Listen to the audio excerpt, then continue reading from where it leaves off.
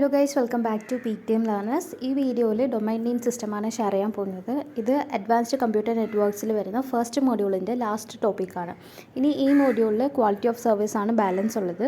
അത് ലാസ്റ്റായിട്ട് ഷെയർ ചെയ്യാം. ഇത് കഴിഞ്ഞതിന് ശേഷം ഫോർത്ത് അല്ലെങ്കിൽ സെക്കൻഡ് മോഡ്യൂൾ സ്റ്റാർട്ട് ചെയ്യാം. സോ ഡൊമൈൻ നെയിം സിസ്റ്റം നമ്മൾ യൂസ് ചെയ്യുന്നത് ഹോസ്റ്റ് നെയിമിനെ IP അഡ്രസ്സിലോട്ട് കൺവേർട്ട് ചെയ്യാൻ വേണ്ടിയിട്ടാണ് DNS യൂസ് ചെയ്യുന്നത്. ബിക്കോസ് ഇപ്പോൾ നമ്മളൊരു എൻറ്റിറ്റീനെ നമുക്ക് യൂണിക്വലി ഐഡൻറ്റിഫൈ ചെയ്യണമെങ്കിൽ അതിന് നമ്മൾ യൂസ് ചെയ്യുന്നത് IP അഡ്രസ്സാണ്. TCP/IP protocols IP address use ചെയ്തിട്ടാണ് ഒരു എൻറ്റിറ്റീനെ ഐഡൻറ്റിഫൈ ചെയ്യുന്നത്. ബട്ട് ഈ IP അഡ്രസ്സൊക്കെ ന്യൂമറിക് ഫോർമാറ്റിലായിരിക്കും. IP അഡ്രസ്സ് എപ്പോഴും ന്യൂമറിക് ഫോർമാറ്റിലായിരിക്കും. 123.182 ഇങ്ങനെ ഒരു ന്യൂമറിക് അഡ്രസ്സ് ആയിരിക്കും. ബട്ട് പീപ്പിളിന് ഇത് പ്രിഫറബിൾ അല്ല. അവർക്ക് ഒരു നെയിമാണ് പ്രിഫറബിൾ. ന്യൂമറിക് അഡ്രസ്സിനേക്കാളും നെയിംസ് ആണ് പ്രിഫറബിൾ. സോ നമ്മൾ നോർമലി യൂസ് ചെയ്യുന്നത് നെയിംസ് ആണ്. ബട്ട് കമ്പ്യൂട്ടേഴ്സിന് നെയിംസ് വെച്ചിട്ട് യൂണിക്കലി ഐഡൻറ്റിഫൈ ചെയ്യാൻ പറ്റത്തില്ല. കമ്പ്യൂട്ടേഴ്സ് യൂസ് ചെയ്യുന്നത് IP അഡ്രസ്സ് ആയിരിക്കും. അപ്പോൾ ഈ ഹോസ്റ്റ് നെയിംസിനെ IP അഡ്രസ്സിലോട്ട് കൺവേർട്ട് ചെയ്യാൻ വേണ്ടിയിട്ട് നമ്മൾ യൂസ് ചെയ്യുന്നതാണ് domain name system. IP address എപ്പോഴും യുണീക്കായിരിക്കും. അപ്പോൾ അതേപോലെ നമ്മൾ യൂസ് ചെയ്യുന്ന ഈ ഒരു നെയിംസും യുണീക്കായിരിക്കണം. സോ നമുക്ക് ഇതിനെ മാപ്പ് ചെയ്യാൻ വേണ്ടിയിട്ട് IP അഡ്രസ്സിനെയും ഈ നെയിംസിനെയും മാപ്പ് ചെയ്യാൻ വേണ്ടിയിട്ട് ഒരു ഡയറക്ടറി സിസ്റ്റം യൂസ് ചെയ്യുന്നുണ്ട്. ബട്ട് ഇൻ്റർനെറ്റ് ഇപ്പോൾ വളരെ ഹ്യൂജാണ്. സോ ഇതിൽ നമുക്ക് സെൻട്രൽ ഡയറക്ടറി സിസ്റ്റം യൂസ് ചെയ്യാൻ പറ്റത്തില്ല. ബിക്കോസ് സൈമൾട്ടേനിയസ്ലി കുറേ റിക്വസ്റ്റ് വന്നുകൊണ്ടിരിക്കുക. അപ്പോൾ എല്ലാത്തിനെയും ഹാൻഡിൽ ചെയ്യാൻ പറ്റത്തില്ല ഒരു സെൻട്രൽ സിസ്റ്റത്തിന്. അപ്പോൾ ഒരു സെൻട്രൽ കമ്പ്യൂട്ടർ ഫെയിലായാൽ പിന്നെ അവിടെ കമ്മ്യൂണിക്കേഷൻ പോസിബിൾ അല്ല. സോ ഇതിൻ്റെ ഒരു സൊല്യൂഷനാണ് ഓൾ ഓവർ ദി വേൾഡ് ഉള്ള കമ്പ്യൂട്ടേഴ്സിൽ ഈ ഒരു ഇൻഫർമേഷൻ ഡിസ്ട്രിബ്യൂട്ട് ചെയ്യുന്നത്. സോ ഇങ്ങനെ ഡിസ്ട്രിബ്യൂട്ട് ചെയ്യുന്നത് കൊണ്ട് ഒരു ഹോസ്റ്റിന് മാപ്പിംഗ് വേണമെങ്കിൽ അടുത്തുള്ള ക്ലോസസ്റ്റ് കമ്പ്യൂട്ടർ ഏതാണോ, ക്ലോസസ്റ്റ് കമ്പ്യൂട്ടറിൽ എവിടെയാണോ DNS ഉള്ളത് അതിനെ കോൺടാക്റ്റ് ചെയ്തിട്ട് ഈ മാപ്പിംഗ് നടത്താൻ പറ്റും. സോ എങ്ങനെയാണ് ഒരു ഹോസ്റ്റ് നെയിം IP അഡ്രസ്സിലോട്ട് കൺവേർട്ട് ചെയ്യുന്നതെന്ന് നോക്കാം. ഇതിൽ 6 സ്റ്റെപ്സ് ആണ് ഉള്ളത്. ഫസ്റ്റ് യൂസർ ആ ഒരു ഹോസ്റ്റ് നെയിമിനെ ഫയൽ ട്രാൻസ്ഫർ ക്ലയൻറ്റിലോട്ട് കൊടുക്കും. ഇതാണ് first step. User sends the host name to the file transfer client. ഇനി ഈ ഫയൽ ട്രാൻസ്ഫർ ക്ലയൻറ്റ് ആ ഹോസ്റ്റ് നെയിമിനെ DNS ക്ലയൻറ്റിലോട്ട് അയക്കും. ഇതാണ് സെക്കൻഡ് സ്റ്റെപ്പ്. ഇനി തേർഡ് സ്റ്റെപ്പിൽ ഈ DNS ക്ലയൻറ്റ് ഹോസ്റ്റ് നെയിമിനെ വെച്ചിട്ട് ഒരു ക്വയറി അയക്കും ടു DNS സെർവർ. ഇതാണ് തേർഡ് സ്റ്റെപ്പിൽ നടക്കുന്നത്. DNS ക്ലയൻറ്റ് DNS സെർവറിലോട്ട് ഒരു ക്വയറി കൊടുക്കും, ഒരു റിക്വസ്റ്റ് കൊടുക്കും വിത്ത് ദി ഹോസ്റ്റ് നെയിം. അപ്പോൾ ഈ ഒരു റിക്വസ്റ്റ് പ്രോസസ്സ് ചെയ്തിട്ട് DNS സെർവർ അതിനുള്ള റെസ്പോൺസിനെ DNS ക്ലയൻറ്റിലോട്ട് തിരിച്ചു കൊടുക്കും. ഈ റെസ്പോൺസ് IP അഡ്രസ്സ് ആയിരിക്കും. ഈ DNS സെർവറാണ് ഹോസ്റ്റ് നെയിമിനെ IP അഡ്രസ്സിലോട്ട് മാപ്പ് ചെയ്തിട്ട് DNS ക്ലയൻറ്റിലോട്ട് കൊടുക്കുന്നത്. ഇനി ഈ DNS ക്ലയൻറ്റ് ആ IP അഡ്രസ്സിനെ ഫയൽ ട്രാൻസ്ഫർ ക്ലയൻറ്റിലോട്ട് കൊടുക്കും. ദെൻ ഫയൽ ട്രാൻസ്ഫർ ക്ലയൻറ്റിന് IP അഡ്രസ്സ് കിട്ടി. ഇനി ഇത് വെച്ചിട്ടാണ് ബാക്കി കമ്മ്യൂണിക്കേഷൻസ്, ഈ ഒരു IP അഡ്രസ്സ് വെച്ചിട്ടാണ് ബാക്കി കമ്മ്യൂണിക്കേഷൻസ് ഒക്കെ നടക്കുന്നത്. അപ്പോൾ ഹോസ്റ്റ് നെയിമിനെ IP അഡ്രസ്സിലോട്ട് കൺവേർട്ട് ചെയ്യാൻ വേണ്ടിയിട്ട് ഈ ഒരു 6 സ്റ്റെപ്സ് ആണ് നടക്കുന്നത്. ഇനി ഇതിൽ ഉള്ള കോൺസെപ്റ്റാണ് നെയിം സ്പേസ്. നമ്മൾ മെഷീൻസ് ഇതിന് കൊടുക്കുന്ന നെയിംസ് എപ്പോഴും യുണീക്കായിരിക്കണം. അത് അഡ്രസ്സെല്ലാം യുണീക്കാണ്, IP അഡ്രസ്സ് എല്ലാം തന്നെ യുണീക്കാണ്. സോ നമ്മൾ ഇതിന് കൊടുക്കുന്ന നെയിംസും യുണീക്കായിരിക്കണം. അപ്പോൾ നമ്മൾ ഇതിനെ മാപ്പ് ചെയ്യാൻ വേണ്ടിയിട്ടാണ്, യുണീക്കായിട്ട് മാപ്പ് ചെയ്യാൻ വേണ്ടിയിട്ട് നമ്മൾ ഈ നെയിംസിനെ 2 വേയിൽ ഓർഗനൈസ് ചെയ്യാൻ പറ്റും. ഫ്ലാറ്റ് വേയിലും ഹൈറാർക്കിക്കൽ വേ. ഇങ്ങനെ 2 ടൈപ്സിൽ നമുക്ക് നെയിംസിനെ ഓർഗനൈസ് ചെയ്യാം. ഇനി ഫ്ലാറ്റ് നെയിം സ്പേസ് ആണെങ്കിൽ ആ നെയിം അത് ഫുള്ളും സീക്വൻസ് ഓഫ് ക്യാരക്ടേഴ്സ് ആയിരിക്കും. അതിൽ സ്ട്രക്ചർ ഒന്നും കാണത്തില്ല, ഫുൾ ഫ്ലാറ്റ് ആയിരിക്കും. ഇതിൻ്റെ ഡിസഡ്വാൻറ്റേജ് എന്താണെന്ന് വെച്ചാൽ ഇതിനെ നമുക്ക് ലാർജർ സിസ്റ്റത്തിലൊക്കെ യൂസ് ചെയ്യാൻ പറ്റത്തില്ല. ഇനി ഹൈറാർക്കിക്കൽ നെയിം സ്പേസ് ആണെങ്കിൽ അതിൽ സെവറൽ പാർട്സ് കാണും. അതൊരു ട്രീ പോലത്തെ ഒരു സ്ട്രക്ചറിലായിരിക്കും ഈ ഒരു നെയിം സ്പേസ് ഉള്ളത്. ഹൈറാർക്കിക്കൽ വേയിലായിരിക്കും. ഇതിൽ ഫസ്റ്റ് പാർട്ടിൽ ആ ഓർഗനൈസേഷൻ്റെ നേച്ചർ എന്താണെന്ന് ഡിഫൈൻ ചെയ്യാം. സെക്കൻഡ് പാർട്ടിൽ ഓർഗനൈസേഷൻ്റെ നെയിം, തേർഡ് പാർട്ടിൽ അതിലുള്ള ഡിപ്പാർട്ട്മെൻറ്റിൻ്റെ നെയിം, ഇങ്ങനെ ഓരോ പാർട്ടിൽ നമുക്ക് ഓരോ ഇത് ഡിഫൈൻ ചെയ്യാം. അപ്പോൾ നെയിം സ്പേസിനെ നമുക്ക് 2ആയിട്ട് ക്ലാസിഫൈ ചെയ്യാൻ പറ്റും, ഓർഗനൈസ് ചെയ്യാൻ പറ്റും. ഫ്ലാറ്റ് വേ ആൻഡ് ഹൈറാർക്കിക്കൽ വേ. ഈ ഹൈറാർക്കിക്കൽ നെയിം സ്പേസിന് വേണ്ടിയിട്ട് നമ്മൾ ക്രിയേറ്റ് ചെയ്തതാണ് ഡൊമൈൻ നെയിം സ്പേസ്. ഈ ഡൊമൈൻ നെയിം സ്പേസ് എന്ന് പറയുന്നത് ഒരു ഇൻവേർട്ടഡ് ട്രീ ലൈക്ക് സ്ട്രക്ചറാണ്. ഇതിൽ ഓരോ ട്രീക്കും 128 ലെവൽസ് വരെ വരാം. ലെവൽ 0 to ലെവൽ 128 ലെവൽസാണ് മാക്സിമം. ഇനി ഓരോ ലെവലിലും ഓരോ ലേബിൾ കാണും. ഓരോ നോഡിനും, ഓരോ ലെവലിലുള്ള ഓരോ നോഡിനും ഓരോ ലേബിൾസ് കാണും. ആ ലേബിൾസ് എന്ന് പറയുന്നത് ആ ഒരു ഓർഗനൈസേഷൻ അല്ലെങ്കിൽ ഡിപ്പാർട്ട്മെൻറ്റ് അതൊക്കെ ഡിഫൈൻ ചെയ്യുന്ന എന്തെങ്കിലുമൊക്കെ ഷോർട്ട് ഫോംസ് ആയിരിക്കും. അപ്പോൾ ഓരോ നോഡിനും ഓരോ ലേബിൾസ് കാണും.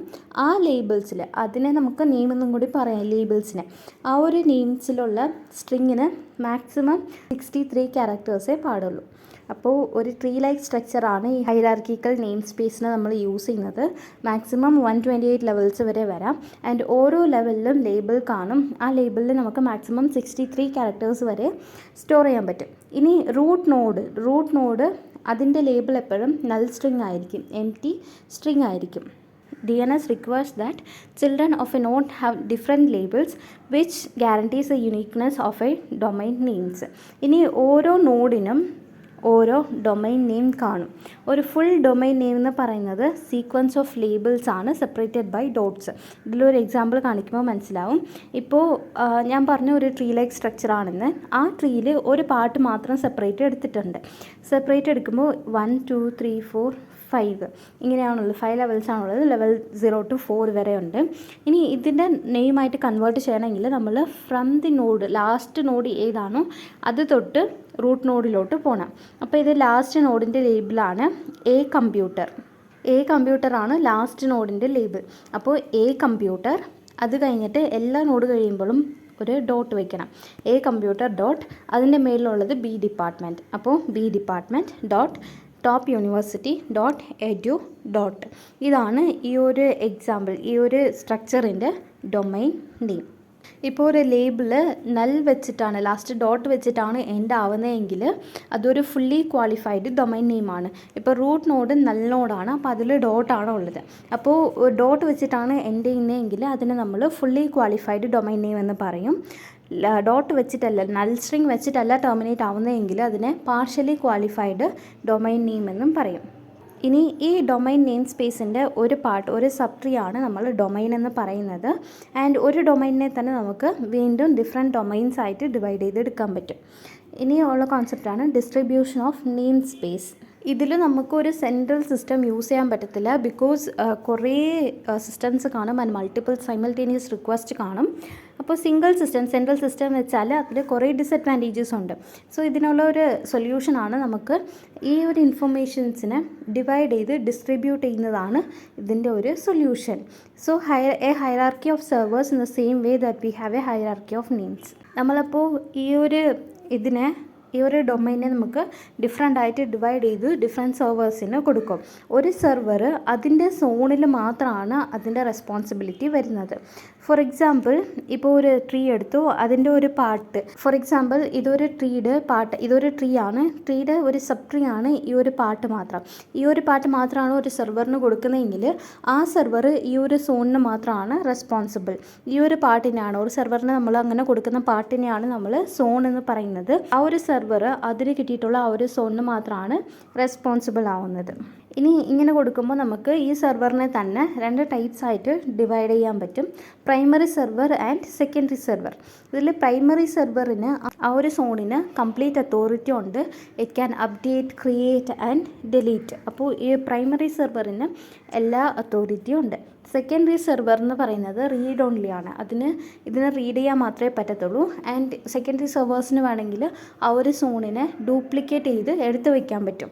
അപ്പോൾ പ്രൈമറി സെർവർ ഫെയിലായാലും സെക്കൻഡറി സെർവറിലുള്ള ആ ഡ്യൂപ്ലിക്കേറ്റ് കോപ്പി വെച്ചിട്ട് കമ്മ്യൂണിക്കേഷൻ നടത്താൻ പറ്റും. അപ്പോൾ ഇതാണ് പ്രൈമറി ആൻഡ് സെക്കൻഡറി സെർവേഴ്സ്. പ്രൈമറിക്ക് ഫുൾ അതോറിറ്റി ഉണ്ട്. അതിന് ക്രിയേറ്റ് ചെയ്യാം, എഡിറ്റ് ചെയ്യാം, അപ്ഡേറ്റ് ചെയ്യാം, ഡിലീറ്റ് ചെയ്യാം, എല്ലാം ചെയ്യാം. സെക്കൻഡറിക്ക് റീഡ് മാത്രമേ ചെയ്യാൻ പറ്റത്തുള്ളൂ. അപ്പോൾ സെക്കൻഡറി പ്രൈമറിയുടെ ഒരു കോപ്പി എടുത്ത് വയ്ക്കും. അപ്പോൾ പ്രൈമറി ഫെയിലായാലും സെക്കൻഡറി വെച്ചിട്ട് നമുക്കതിനെ കണ്ടിന്യൂ ചെയ്യാൻ പറ്റും. ദെൻ ഇൻ്റർനെറ്റിൽ നമ്മൾ ഈ നെയിംസിനെ, ഈ ഡൊമൈൻസിനെ 3 ഡിഫറെൻറ്റ് സെക്ഷൻസ് ആയിട്ടാണ് ഡിവൈഡ് ചെയ്തേക്കുന്നത്. Generic domain, country domain and inverse domain.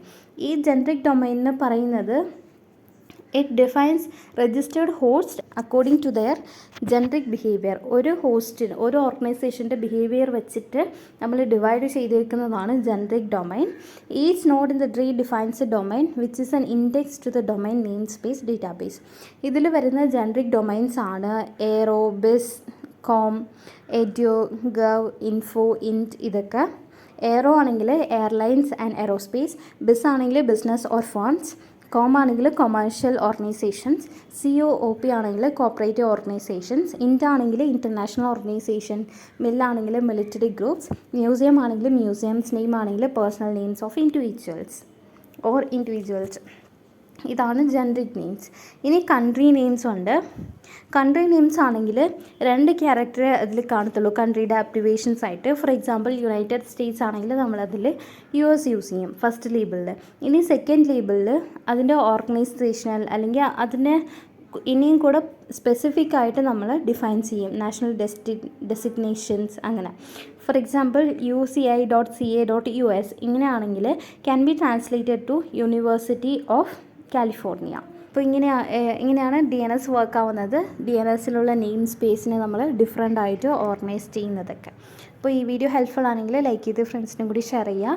Next module 4th വേണോ അല്ലെങ്കിൽ 4th വേണോ അല്ലെങ്കിൽ 2nd വേണോ എന്ന് കൂടി കമൻറ്റ് സെക്ഷനിൽ പറയുക. താങ്ക്